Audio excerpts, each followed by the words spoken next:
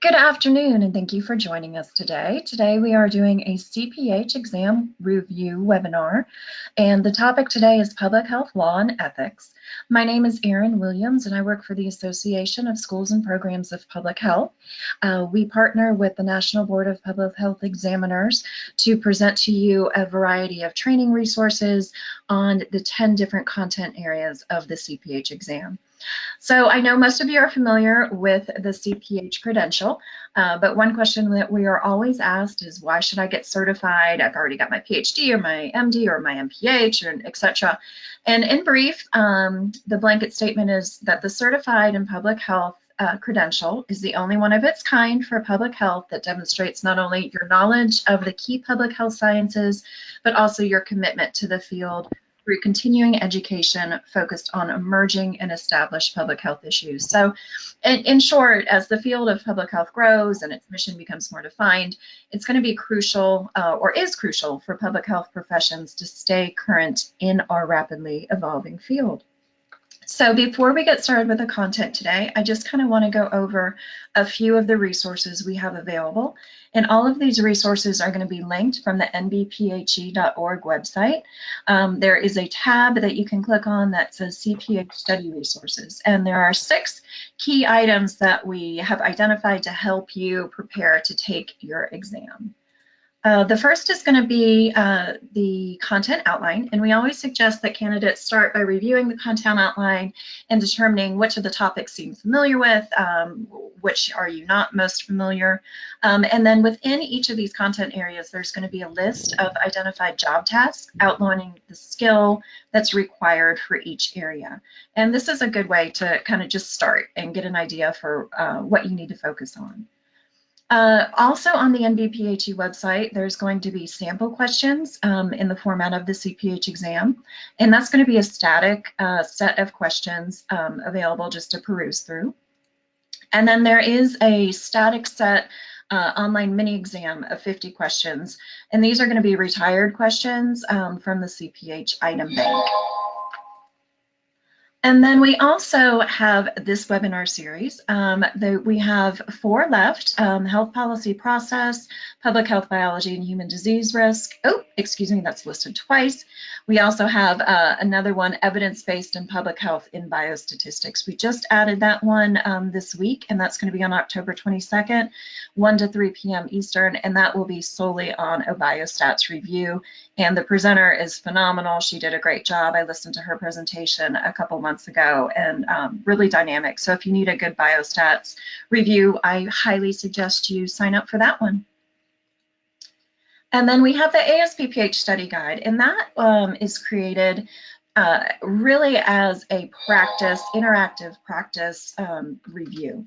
There's going to be a set of questions that you can kind of peruse through, but then once you're ready to take the practice exam, there's a 50 question or 100 question exam, and then you go through that, and after you get scored, you'll get an immediate score, and then it's going to have a detailed explanation of every question, and then it'll have a detailed explanation of why that is the correct answer, why the other answers are wrong. It's also going to have a link to various resources that you can get more information on and really give you an in-depth review of the specific subject matter.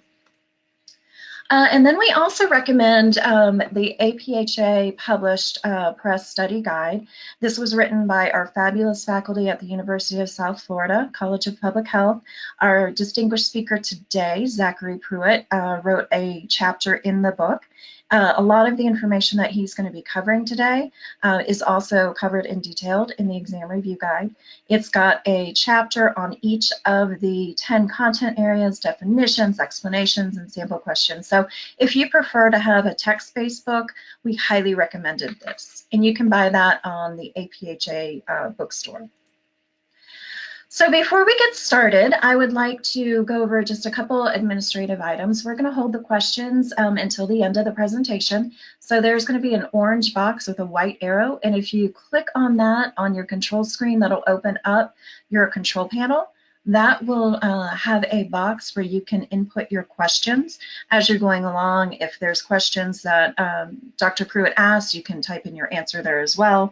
And then at the very end, if we have time, which I think we should have a little bit of time to answer some Q&A, I'll read some questions. We can have some discussion. Dr. Pruitt will answer those. And so feel free to type those as you think about them as you're coming along. And then this review webinar, as well as the PowerPoint presentation in PDF form, will be posted on the NBPHE website. All of the ones that we've already done this summer are already there.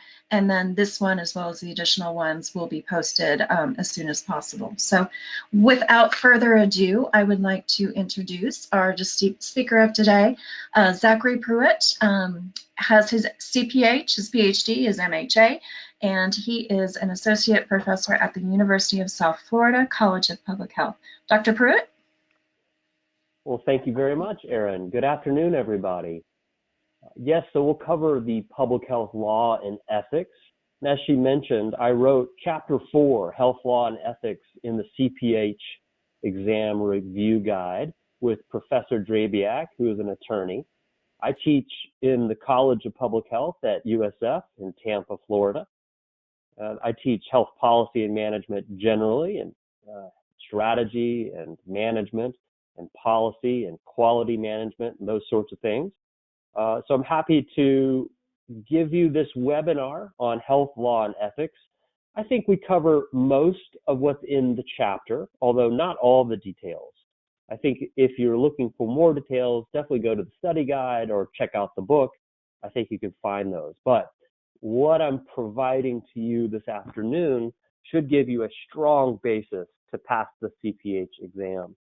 I took the CPH a couple years ago.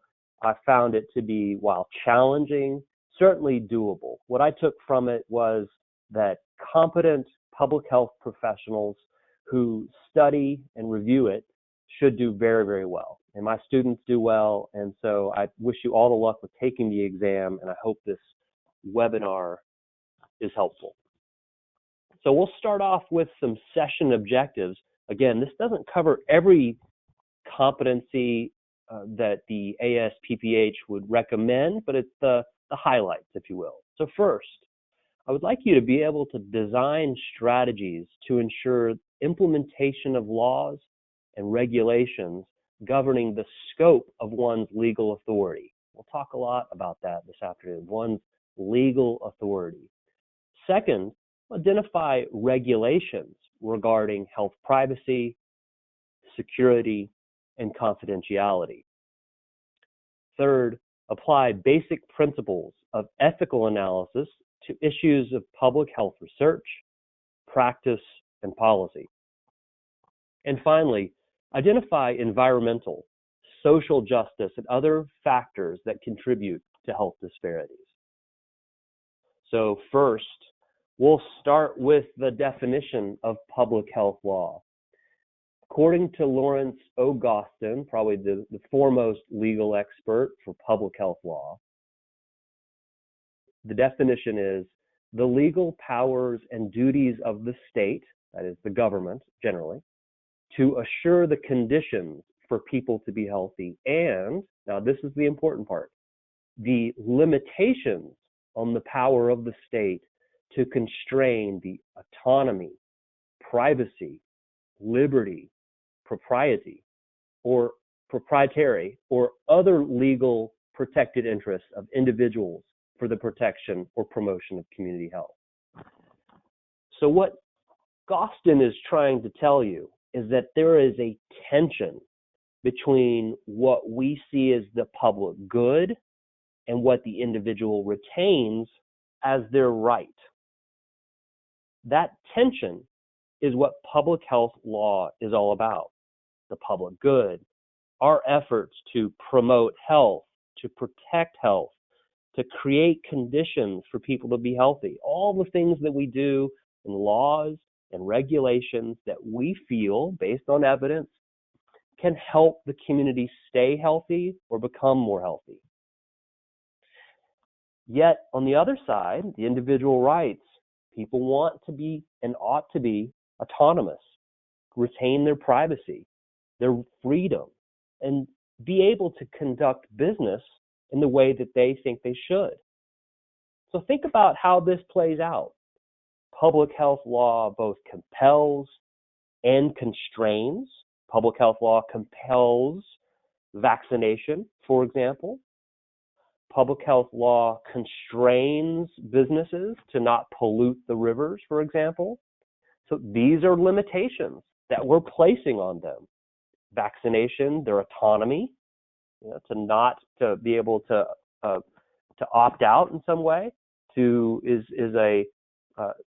allowing them not to opt out to require compulsory vaccination is a violation or is a limit on their autonomy. Having regulations on businesses when they're polluting is a limitation on their ability to conduct business. There's lots of privacy issues and freedom issues generally, and all of that creates this tension in public health law. That's the most important thing for you to understand in the CPH. So here are important concepts and terms that you're likely to see on the exam. These are examples of your scope of legal authority associated with public health law. First, that I mentioned before is called autonomy. And that really just means free from external influence over independent decision making. If you think about it, the compulsory vaccination law is a violation or is a limitation on their independent decision making. We're saying in order to go to school, you must get a vaccination, or in order to work in this hospital, that sort of thing, you must get a shot. So the other examples of public health law that limit autonomy might be isolation or quarantine.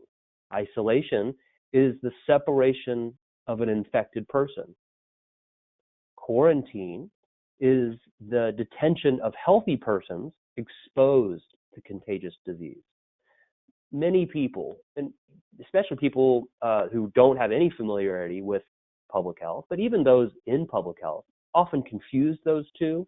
And for the sake of the CPH, it's very important that you understand the difference between isolation and quarantine. So isolation, it doesn't mean necessarily, isolation means that you have been infected with that disease, so that you're being separated. Quarantine does not mean necessarily that you've been infected, but then you've been exposed in some way. The other important concept for the scope of legal authority is known as the Fourth Amendment to the Constitution. The Fourth Amendment protects against unreasonable search and seizures. But in public health law, the standard is much lower. That is, it doesn't apply to businesses that have licenses. We can have random, warrantless search and seizures, random inspections to enforce safety standards. So it has our scope of legal authority and the ability to keep the public healthy is lower than you might see in other parts of the law, such as criminal law. Now we're going to transition into something that you need to understand regarding the levels of government and their roles. There are 3 levels of government that you need to understand and how the public health law is applied in your practice. I will go through each federal, state, and local separately and explain some examples so that you can understand the interplay between each of these levels and how they relate in public health law. So first, the federal level. At the federal level, that concept is termed federalism. Federalism is the term that we use where the Constitution establishes the authority to enact laws, including those pertaining to public health. So it really describes the distribution of power between individual states and the national government, called the federal government. So under federalism, the Constitution establishes the area in which the federal government, through Congress when they pass laws, for those that pertain to health. The Constitution says these are the laws that the federal government can enact. What's really important to understand about federalism is that the 10th Amendment, that is the Bill of Rights, the 10th Amendment of the Constitution, gives the states all the powers that are neither given to the federal government nor prohibited by the Constitution. That is, all the laws that the federal government can enforce are written specifically in federal law. All those other things that are not governed at the federal level are operated at the state level. So if it doesn't say it in the Constitution, the federal government does not do it. That then follows that if it is in federal law, it would preempt state and local law.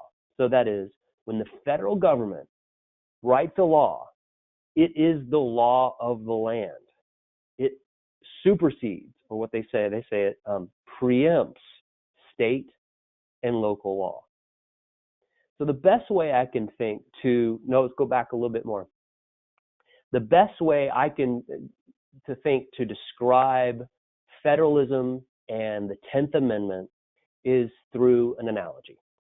So when I was growing up, I lived in Texas, and we had lots of pools, swimming pools, and I was a lifeguard at a community pool. And so most of us have been to community pools, and you are for sure familiar with the pool rules that are posted, usually on a metal sign on the fence or whatever, and it says no running or horseplay, no diving, right? No glass, and has a very specific set of rules for the pool.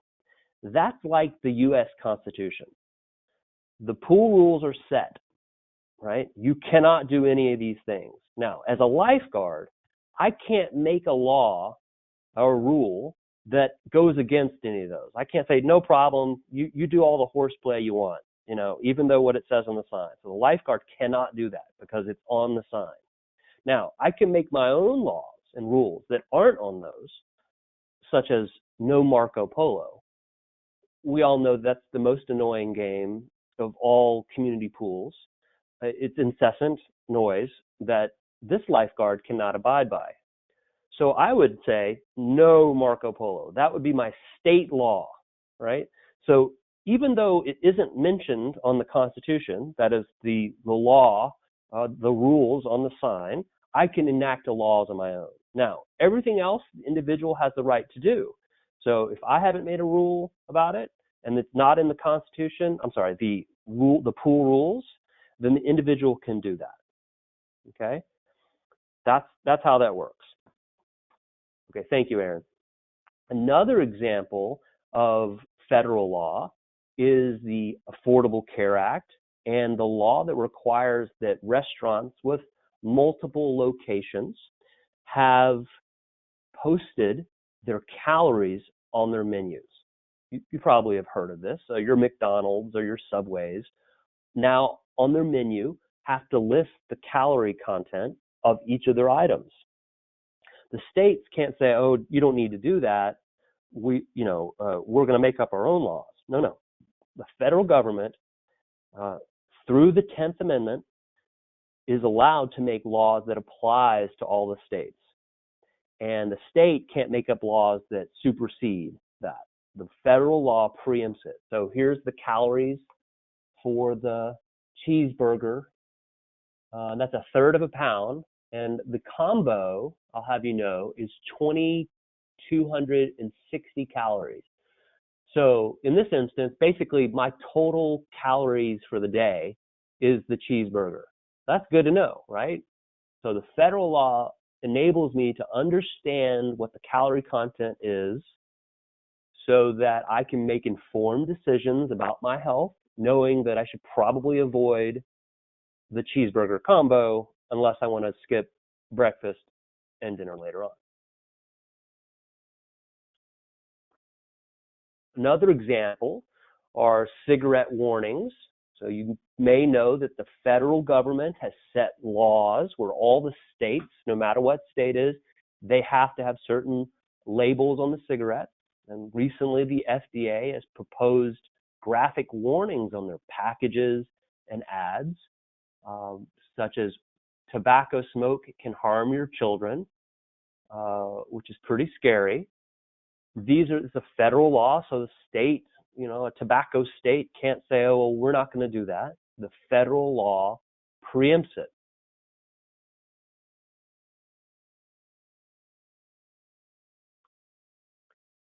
So now we're moving on to the next level, which are the state powers.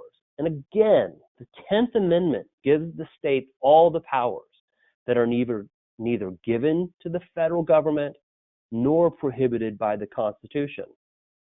James Madison wrote in the Federalist number 45 about the 10th Amendment, describing how the Constitution would work in the application of law and the behavior of the state government. He wrote, the powers delegated by the proposed Constitution to the federal government are few and defined. Those which are to remain in the state governments are numerous and indefined.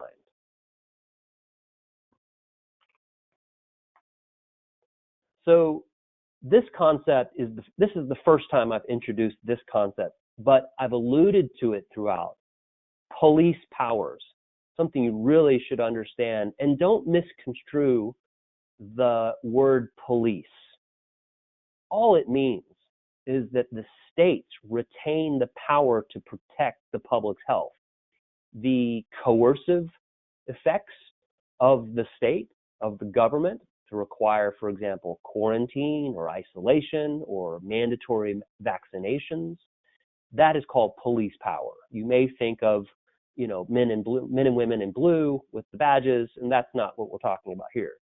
It's quite different than those types of police powers. But it is the state powers exercised to enact laws and promulgate regulations, to protect the public and to promote the common good.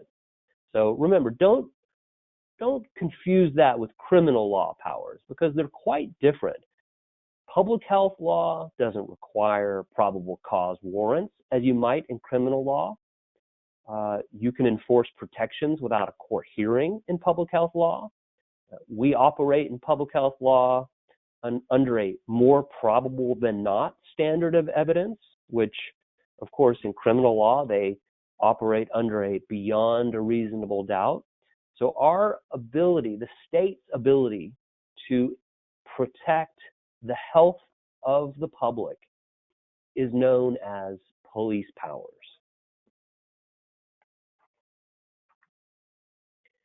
Here's our first example of police powers, and this one is isolation.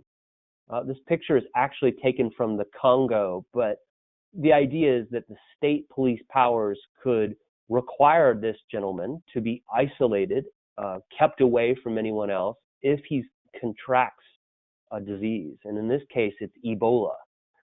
What I love about this picture is that he's having to take an exam here. That's what they're doing. They're giving him an exam, which strikes me as like, you're not getting out of this exam, buddy. I don't care if you have Ebola or not. You're taking the exam. So no, we can never get out of it, even if we get Ebola. But still, the state police power is the coercive effects to limit autonomy or freedoms to protect the public's health. And so he didn't have to go to trial. There was none of that business.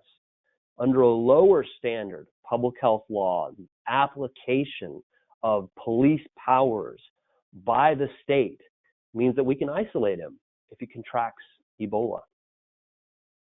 Another example is of a business, and for example, culling poultry. You could have maybe a virus that could be communicable to humans, and we could require a business to cull or destroy all of their poultry without certain threshold of law to protect the public's health.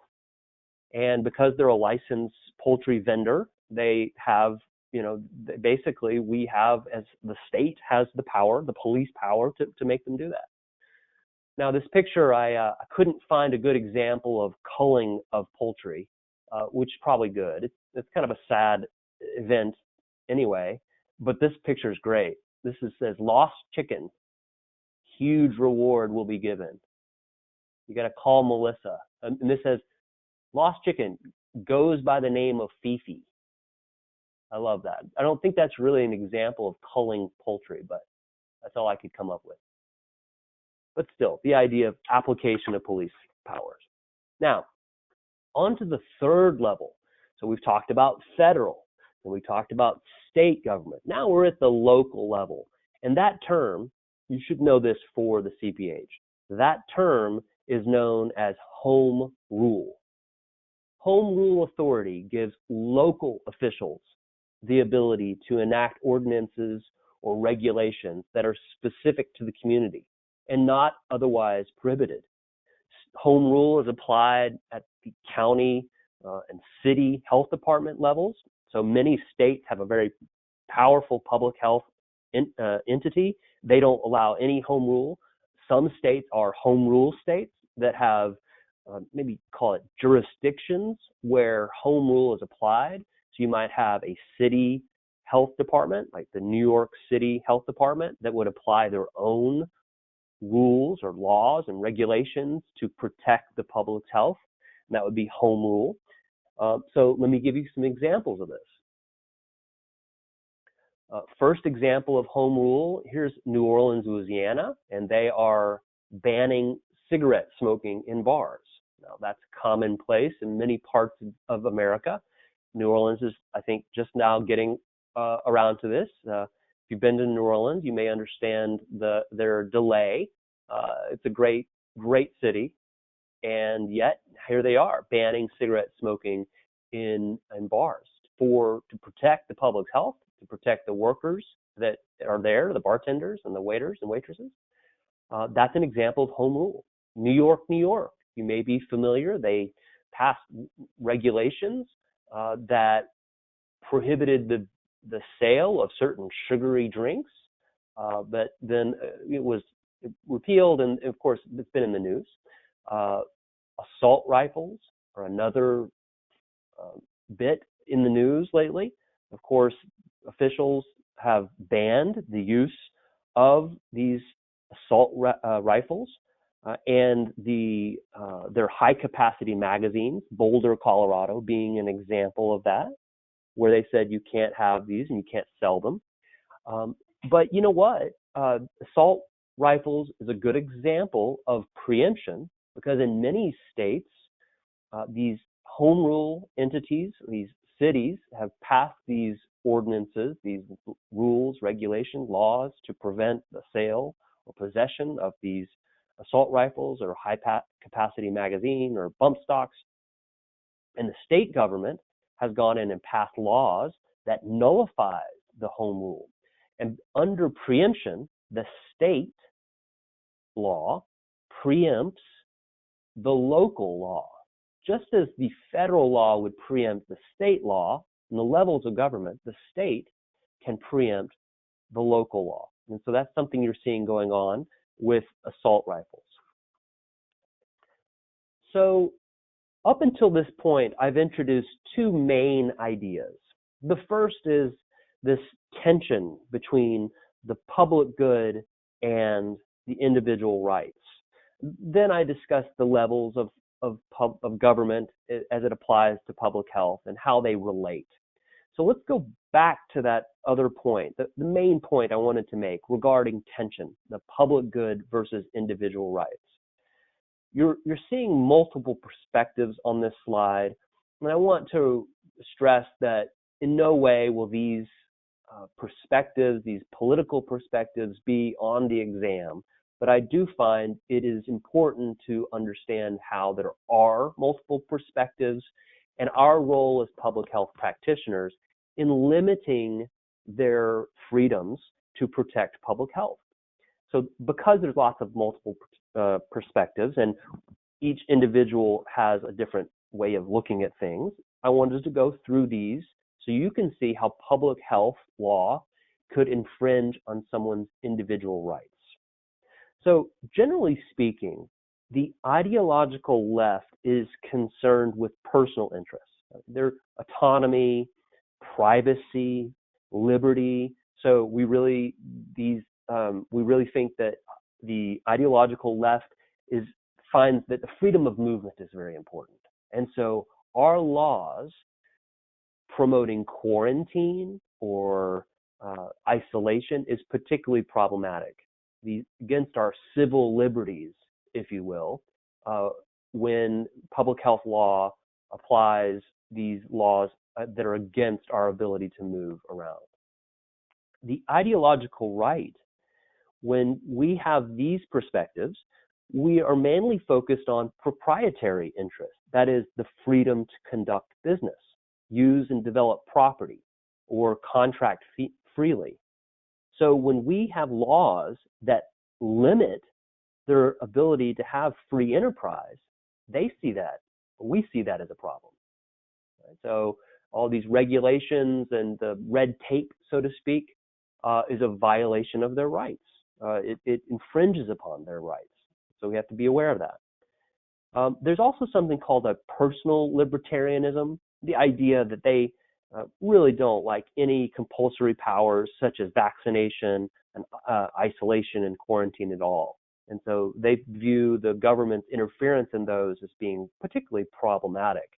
Now, they may say, or we might say, if I was a libertarian, I might say, I understand when you have, mandatory vaccination. But when you start limiting sugary drinks, isn't it my decision to make about what I eat?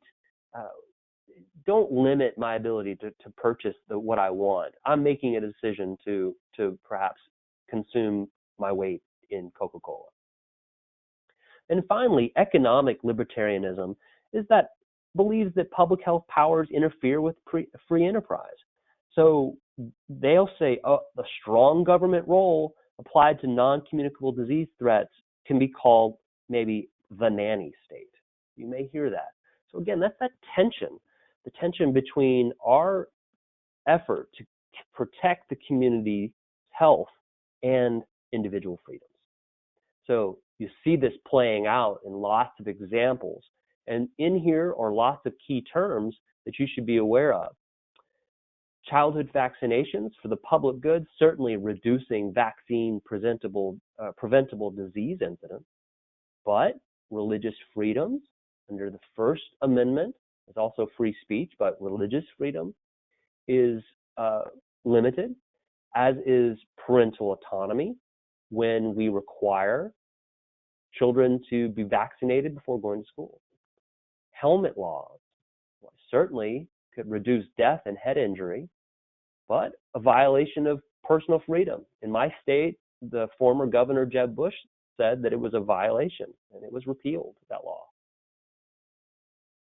Mandate of flu vaccine for healthcare workers controls influenza outbreaks, but it is a problem with due process under the 5th and 14th Amendments to the Constitution, as well as the right to exercise the freedom of a religion, which is the First Amendment.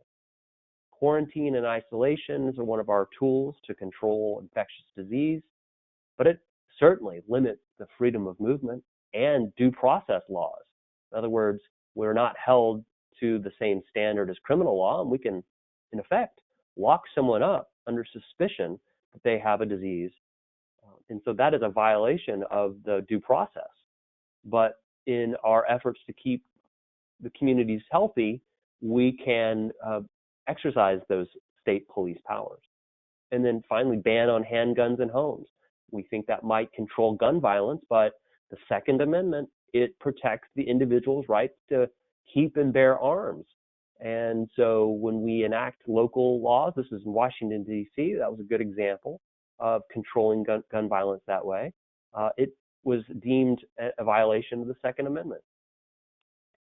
So these are all examples of how this balance between the public good and individual rights sets the scope of our practice of public health law.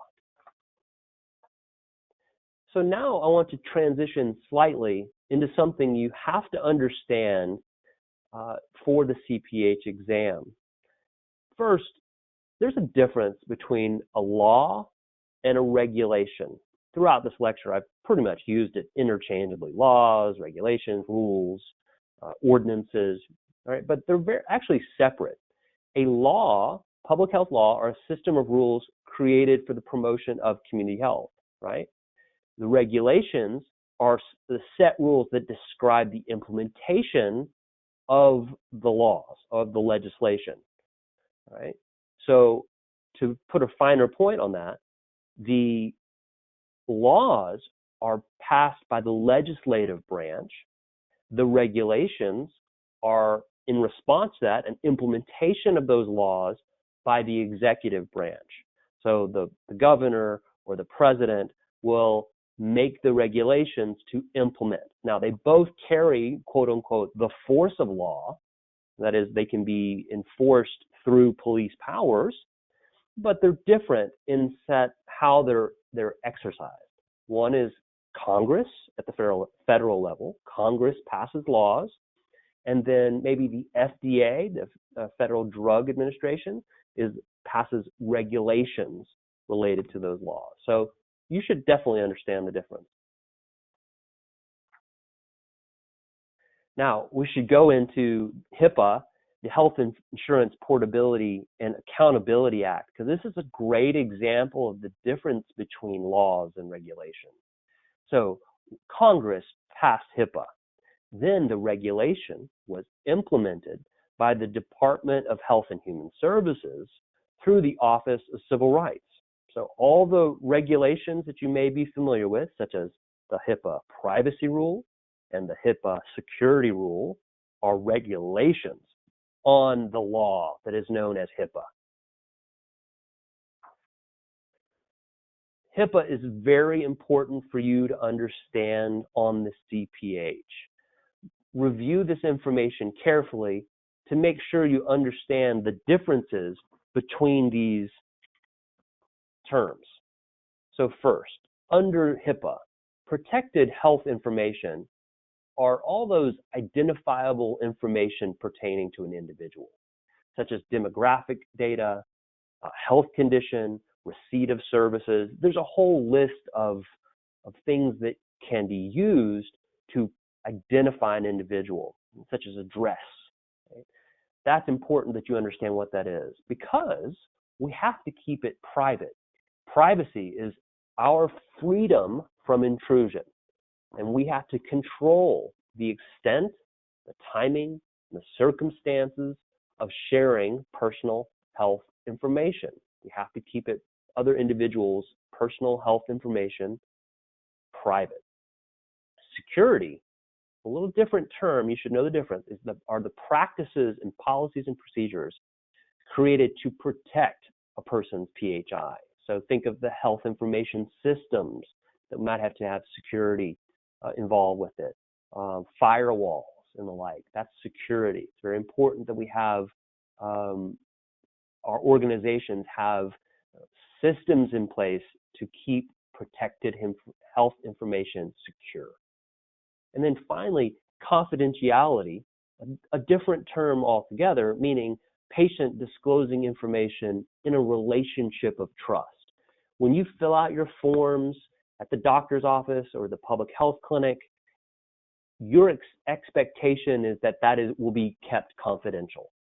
And you cannot disclose the person's personal health information because it would be a violation of that trust in that relationship. Covered entities, though, can share information back and forth. And that's a term you should know, covered entities. And that's like the doctor's office, the health insurance company, and those that have arguable legal right to exchange that information. So there's no restriction on the use and disclosure of de-identified health information, though. So if you take out all PHI from a particular data file, you can share that information, but you have to be very careful about what goes under PHI. When you release PHI without permission, that's called a breach. And under the HIPAA privacy rule, there are lots of fines that can come along. And so you don't want to breach. That's what the term is called, breaching the HIPAA privacy rule. For sure, you want to maintain the privacy. So what's going on? I have a question for you guys. This reminds me of my mother, who, you know, bless her heart, would write down the password on the yellow sticky and put it on her computer.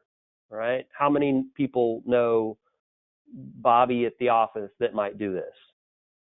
So do me a favor, write in your chat area what you think this is a violation of.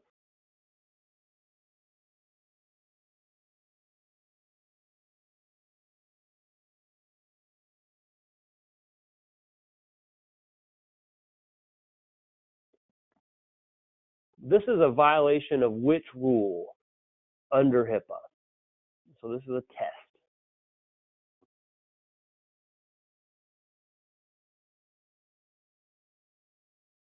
So if you've answered this to satisfaction, then we'll move on.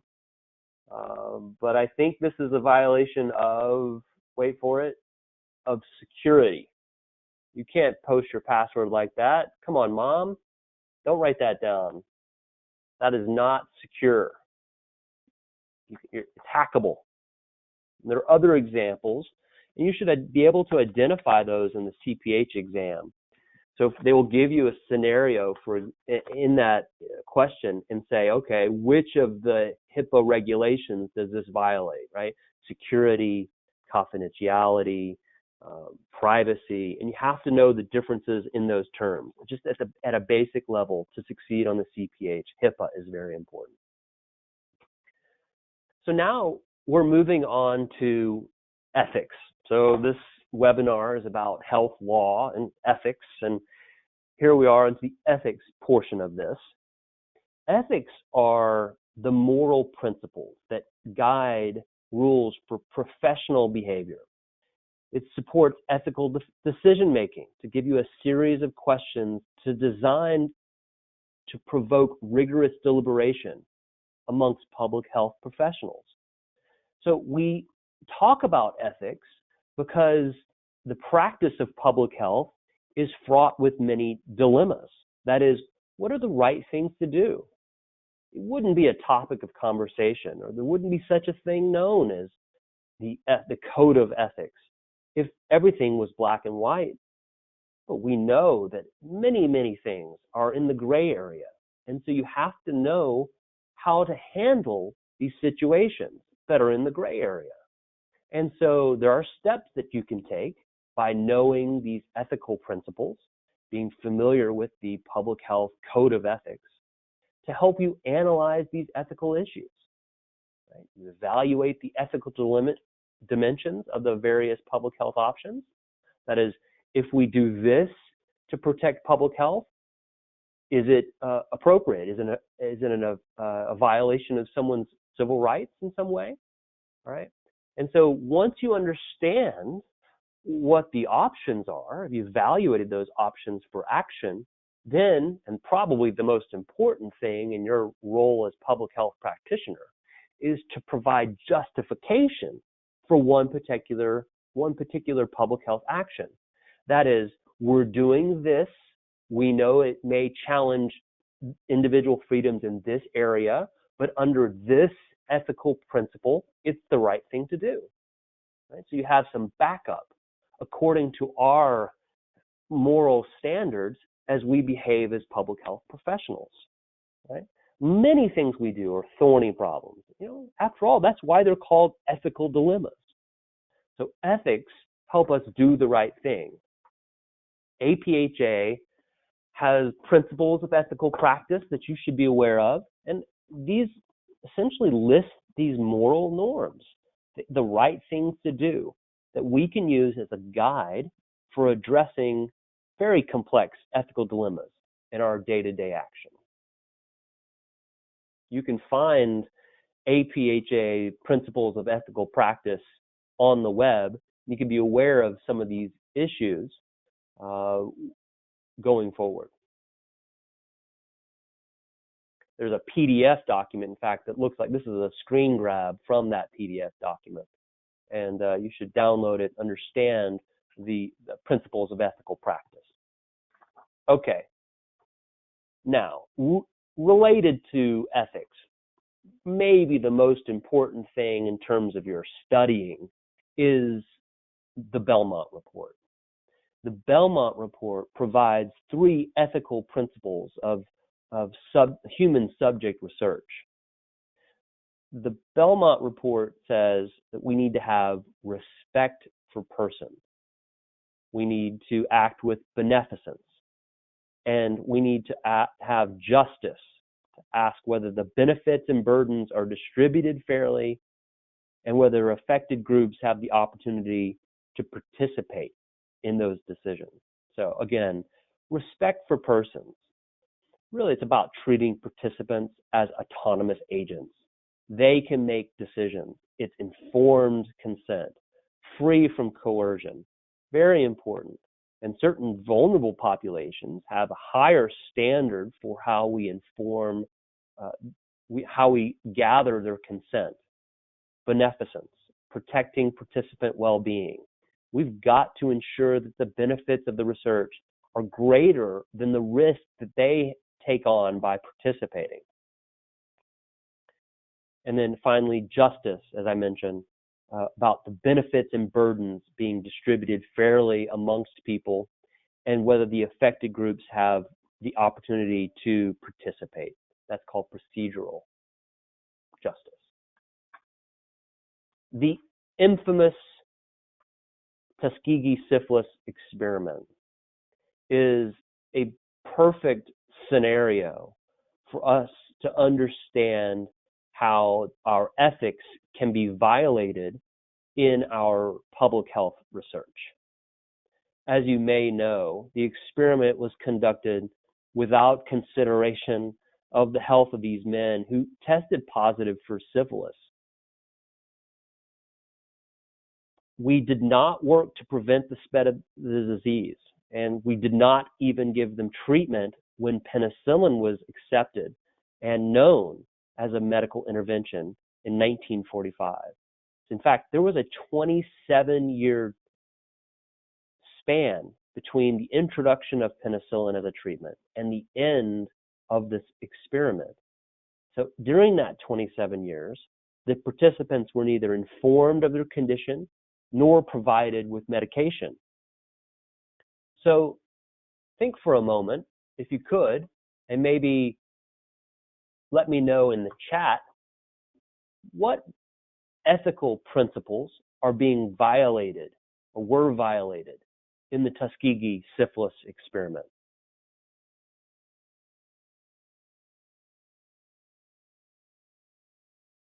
Well, most definitely autonomy. There was no informed consent, right? Many of these men were illiterate. And in fact, one man, Dr. Sidney Olansky, says the fact that they were illiterate was helpful too, he said. They couldn't read newspapers. If they were not, as things moved on, they might have been reading newspapers and seeing what was going on. That is, that penicillin could actually cure their disease. So autonomy, informed consent, truth-telling is being violated. There is a factor of paternalism, that these researchers knew what was best, quote unquote, knew what was best for the community. It was absolute violation of autonomy. It was a violation of beneficence. In this case, maleficence. I mean, it was an action that really was against their welfare as people, justified as good for the community. And then, of course, justice. In no way were the benefits and burdens distributed fairly. They took on the burden of these diseases, these debilitating diseases, over their lifetimes without the benefit of the cure, just for the sake of this experiment. So The infamous Tuskegee syphilis experiment is a violation on so many levels of the ethical principles that we've discussed already, especially under the Belmont Report, about which you need to understand for the CPH exam. So understand the Belmont Report, what goes in it, what those terms mean, and be able to apply those terms to various ethical dilemmas, which is, by the way, what you should do as a public health practitioner when faced with a particular ethical dilemma, a thorny problem, is refer back to these principles and do the analysis. Okay, let's think about justice. Does this act violate justice anyway? Autonomy. Let's think about how are we limiting these people's autonomy, and that sort of thing. So if you go through the analysis, you'll be able to see if it's worth the limitations on people's individual rights to protect the public's health. Then you will be able to justify your actions with these ethical principles. So you have to confront the limitations on people's individual rights through the practice of ethics in public health to be able to justify all the things that we do, including police power, in public health to restrict individual rights. If we can do that and can articulate it to the public, then it's the right thing to do. If not, then we don't do it. And we can express as to why we're not doing it. So there are more ethical theories that support public health, and these are terms that you should be aware of. And maybe when you're studying, they go on the back of a flashcard, if you will, to understand.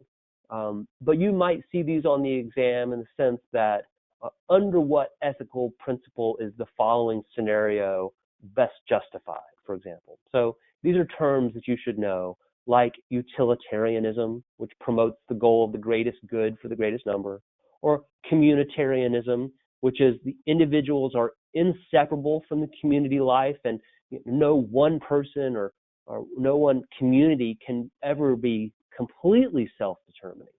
That is, we should look at the total, not just an individual. And then finally, and perhaps opposingly, liberalism, which is focusing on the individual rights and the freedom to choose. And really, it's focused on the guarantee that we have individuals' ability to make freedom without state infringement on their personal choice.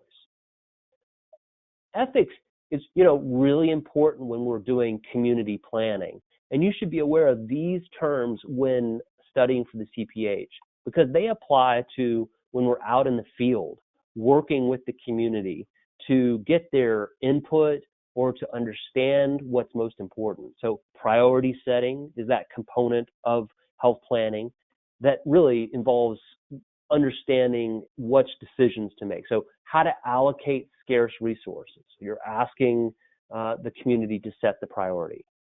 Reciprocity is where you get community input regarding your decisions. You're listening, a listening tour, if you will. You're speaking to the community. Hey, we're thinking about doing this. What do you think? And then finally, transparency. You cannot conceal information when you're doing community planning. There's no idea of the big brother making the decisions. That's paternalism. We know what's right for you. That's not the way this should work. The public health concept is known as transparency. And there are lots of ethical concepts that, again, on the CPH exam, you should be aware of them and how to apply them. Public trust, fiduciary duty, conflicts of interest. Public trust, of course, is avoiding interventions that really force or command without reason. You have to be able to maintain trust by justifying your decisions or your intervention. Fiduciary duty, of course, is those acts that serve to act in a way that maintains their trust. So if you keep that in mind as an ethical principle, you'll be more successful in maintaining trust. And then finally, conflict of interest. You can't conduct in actions where your primary interests are influenced by any secondary interests, such as financial or nepotism and those sorts of things. Conflict of interest is very important for our professional actions. Okay, and finally, on the ethical section of this webinar, human rights and social justice. The APHA Code of Ethics has affirmed the right to health as a general ethical principle, as a human right. We support Article 25 of the Universal Declaration of Human Rights, that individuals have the right to be healthy. That's a public health value, an ethic, if you will, that we have the human right to health. And then social justice is an important term, meaning the fair and equitable, appropriate treatment in light of what's due or owed to groups. And when we think about these terms, we need to understand how social justice applies to health disparities.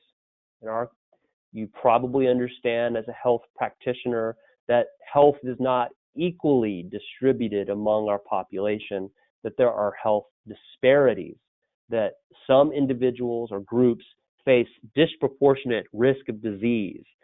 Certain ethical groups, certain races and ethnicities, certain socioeconomic statuses have lower health than others. This is called health disparities. As we identify these disparities, it has a social justice imperative that we address these disparities through the fundamental causes of disease, such as environmental conditions, occupational exposures, genetics, or lifestyle factors. So again, we recognize that disparities exist.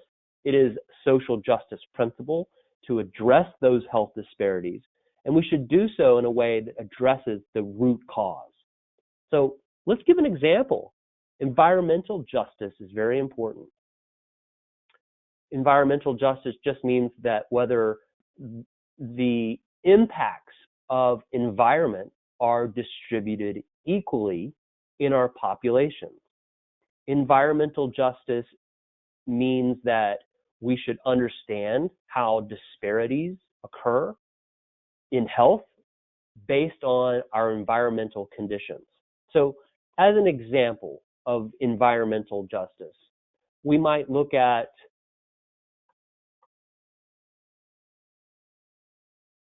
let's go to the next slide, Aaron. And the next slide. Good. So environmental justice requires that we understand the differences, the disparities in health. Here's an example of the surface temperature, global warming, climate change, and its relationship to income. This for Baltimore, Maryland.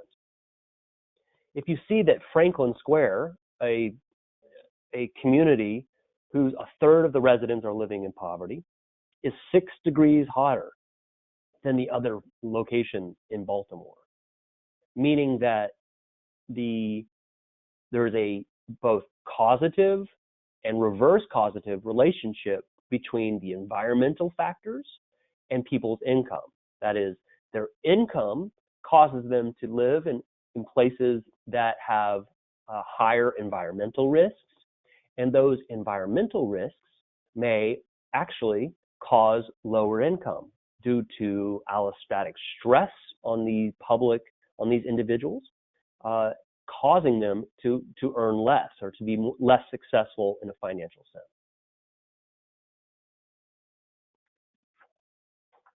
So again, we need to address the fundamental causes of disease. Social justice requires the recognition of the health disparities.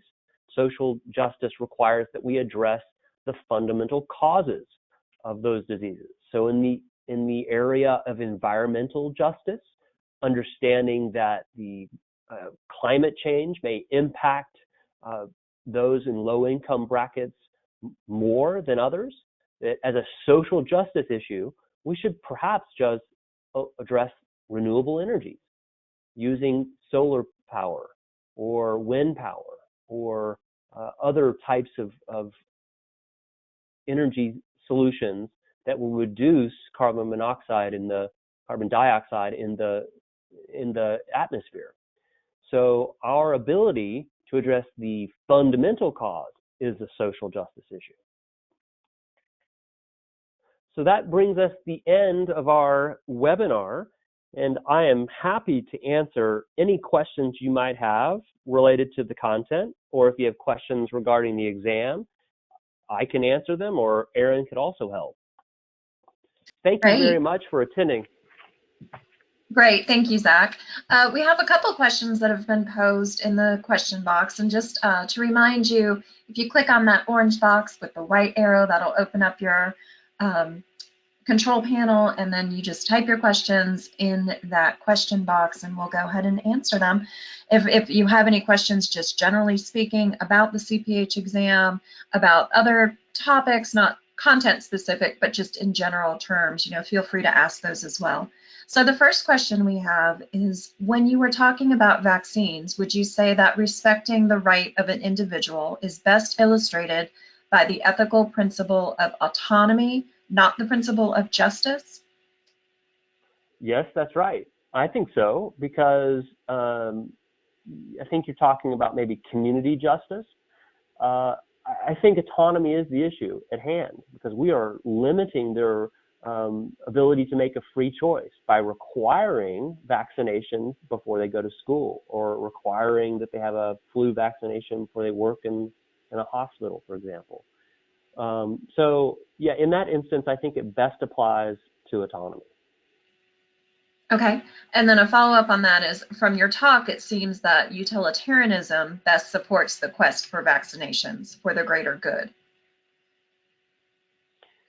Yeah, you could argue that it's also communitarianism, that you're, no one person can be separate. When we look at the goal of vaccination to create herd immunity, we say, look, one individual can't be separated from the community. When we're trying to get to the 90% or whatever level it is that we need to have immunity, we're all in this together, which is communitarianism. So you could look at it both ways, but they certainly both apply. Great, great. Well, there's no other questions that have been posed, so you must have done a fabulous job explaining health law and ethics. Here's Thank you. One question was just posed. Could you please expand on how the Fourth Amendment has a different scope as it pertains to public health law? Right. So those are just the standard of which we do that. So look, the Fourth Amendment applies from watching TV, the crime shows, CSI or whatever, that you have to have a warrant. I'm going to get a warrant. We're going to come in. We're going to search your house. You have to have probable cause. Let's say we think that there's illegal activities going inside the house. Here's how we know. That's not the case for protecting the public health, especially for licensed businesses. You can do a surprise visit. There's no warrant required for that. We can inspection. Here we are, we're ready to do it. And you know this from restaurants. The inspector comes in. They didn't announce it beforehand. They just go in and they say, okay, show me your stuff. And so there's just a different level, a different threshold for protecting the privacy, or having the Fourth Amendment, search and seizures. Does that make sense? Great, thank you.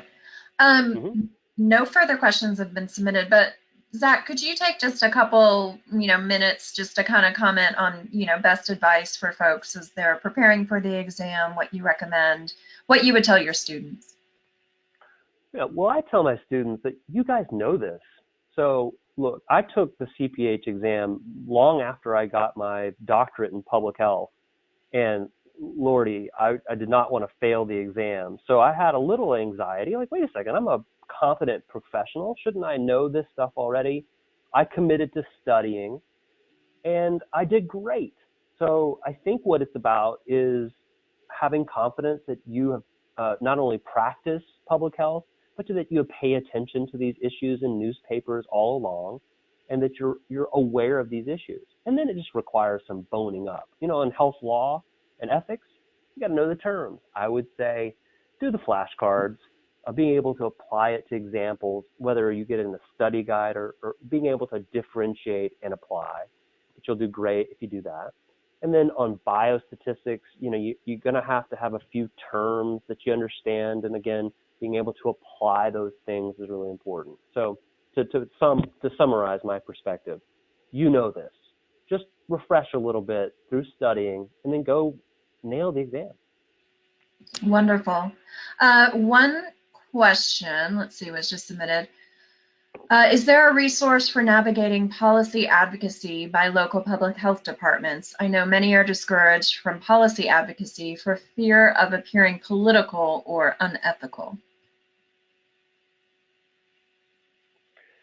Well, in public health, we have a responsibility to advocate for the public's health. And that should be evidence informed and apolitical. Fact is not political. So when you frame it as our best understanding of the evidence, I would argue that you have an ethical imperative to advocate for your position.